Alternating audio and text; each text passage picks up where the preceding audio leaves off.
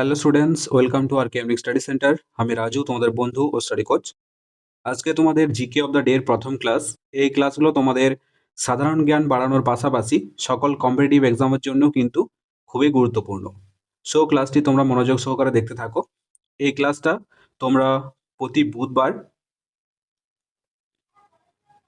বুধবার আর রবিবার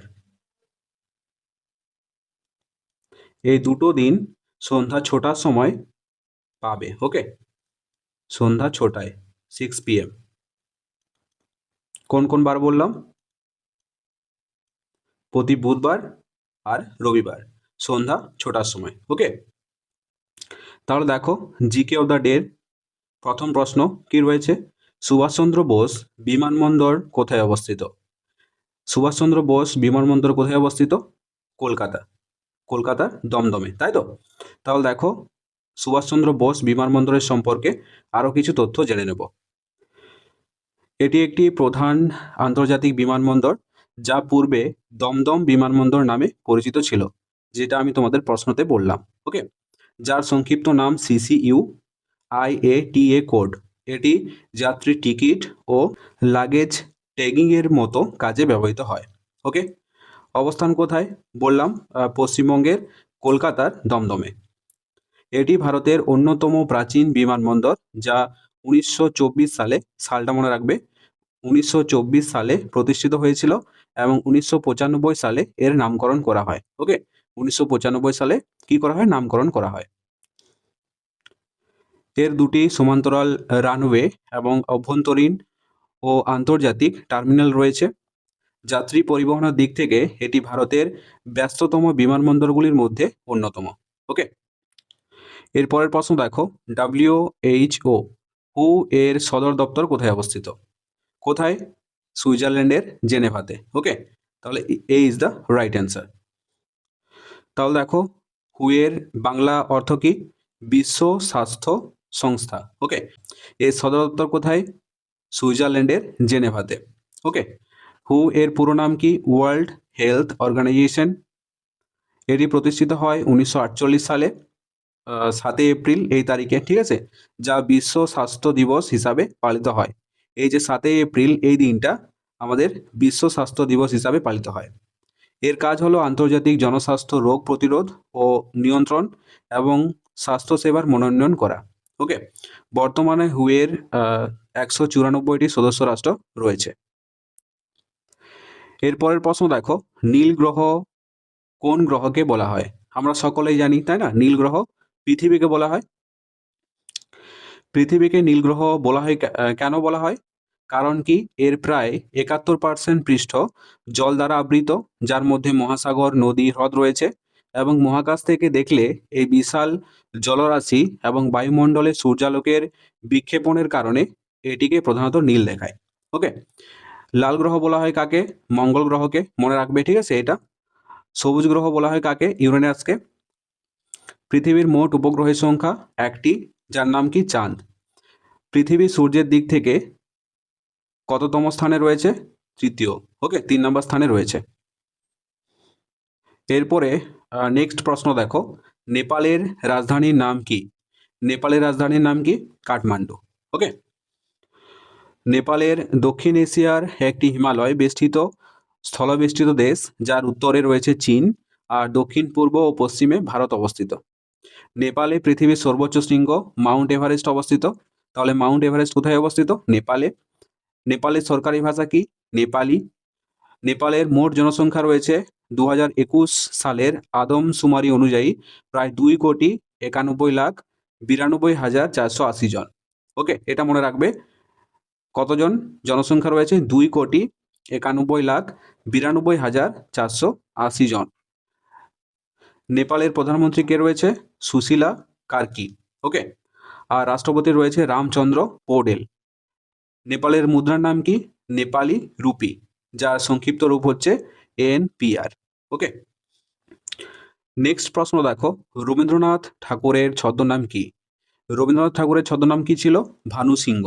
ওকে, এই যে হুতুম পেঁচা রয়েছে, হুতুম পেঁচা ছিল কালীপ্রসন্ন সিংহের, আর অনিলা দেবী এটা হচ্ছে বঙ্কিমচন্দ্র চট্টোপাধ্যায়ের ছদ্মনাম। ওকে, দেখো এখানে রবীন্দ্রনাথ ঠাকুরের সম্পর্কে কিছু জেনে নেব। রবীন্দ্রনাথ ঠাকুর কৈশোরে বৈষ্ণব পদাবলী অনুকরণে কবিতা লেখার সময় এই ছদ্মনামটি ব্যবহার করতেন। কোনটি?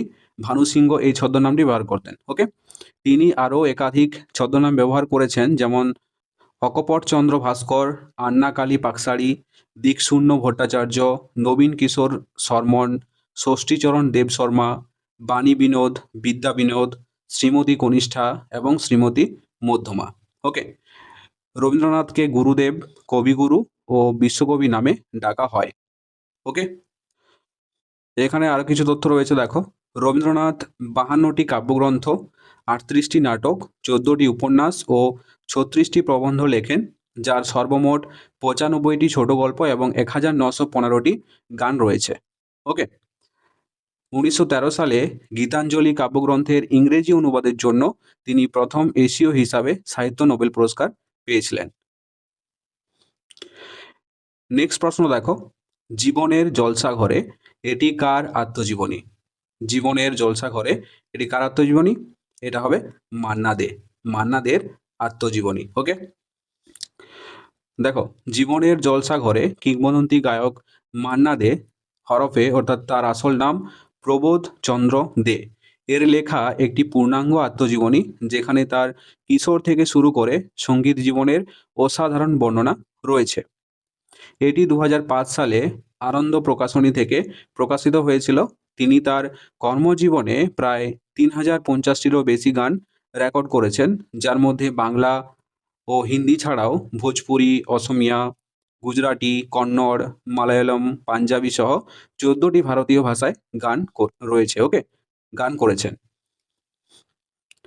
নেক্সট প্রশ্ন দেখো, এলিফ্যান্টা কেভ বা এলিফ্যান্টা গুহা কোথায় অবস্থিত?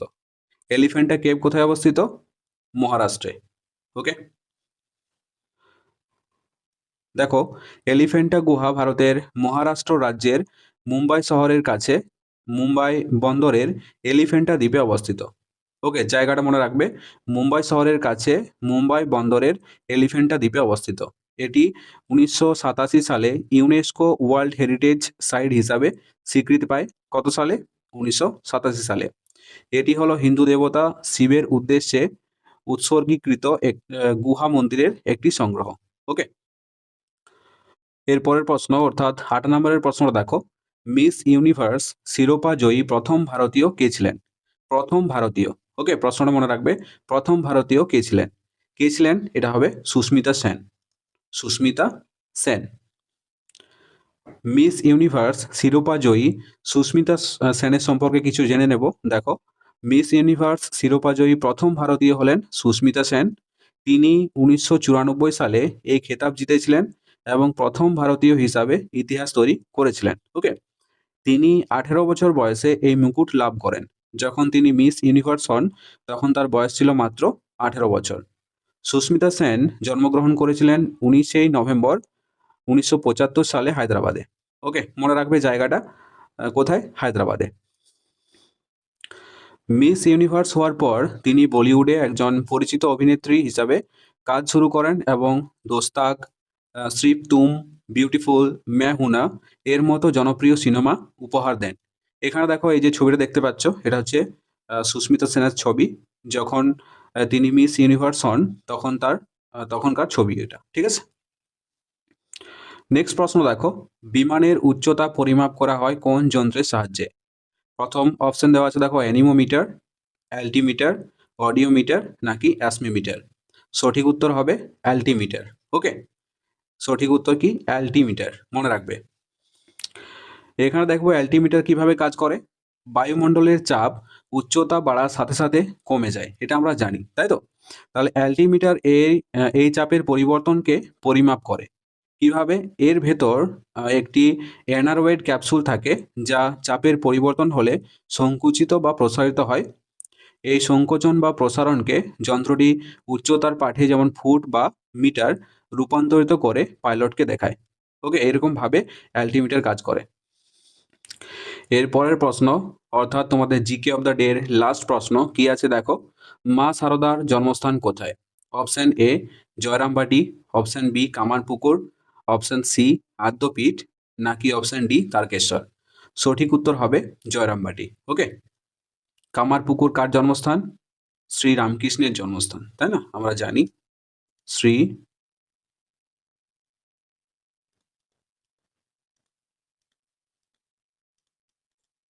রামকৃষ্ণের জন্মস্থান এখানে কামারপুকুর। মা সারদার আসল নাম কি? সারদামণি মুখোপাধ্যায়। কি নাম? সারদামণি মুখোপাধ্যায়, নামটা মনে রাখবে।